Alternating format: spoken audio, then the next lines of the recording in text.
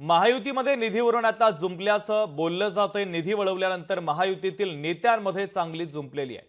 अजितदादा आकाशातून पैसे आणणार नाहीत, संजय शिरसाट यांनी विचार करून बोलावं। हसन मुश्रीफ यांनी आता संजय शिरसाट यांना खडे बोल सुनावलेले आहेत।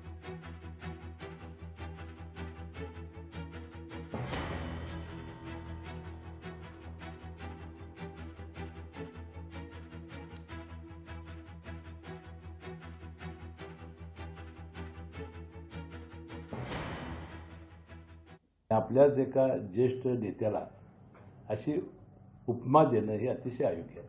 अजितदादा हा काय आकाशातनं पैसे आणणार नाही किंवा हे पैसे काय अजितदादांनी घरी नेलेले नाही। हे शेवटी सगळ्यांनी मिळून, विशेषतः त्यांचे नेते एकनाथ शिंदेसाहेब मुख्यमंत्री असतानाही मुख्यमंत्री लाडकी बहीण योजना सुरू झाली आणि एकंदरीत त्याचा आवाकाच इतका मोठा आहे।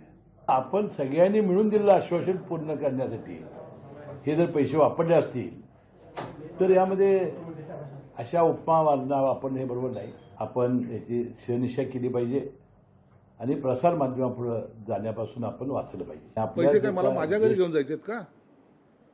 मला खातं चालवताना थोडंसं लोकांना तोंड द्यावं लागतंय आणि याची जाणीव सर्वांना असली पाहिजे।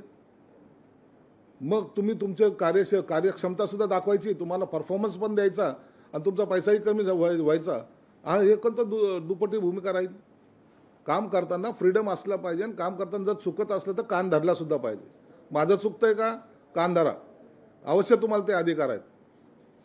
परंतु काम करताना मग पाय छाटून पळ म्हणायचं ही सुद्धा पद्धत बरोबर नाही ना।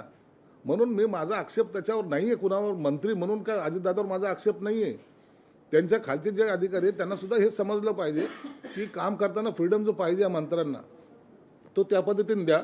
काम करत नसेल तर त्याला मंत्री पदावरून काढून टाका, काही प्रॉब्लेम नाही। परंतु याचा अर्थ असा नाही का काही बोलायचंच नाही असं नाही होत ना। माझी व्यथा मी मांडायचा प्रयत्न केला, याच्यात वाईट वाटण्यासारखं काहीच नाही। लोकशाही मराठी ऐका, पहा, जागरूक रहा।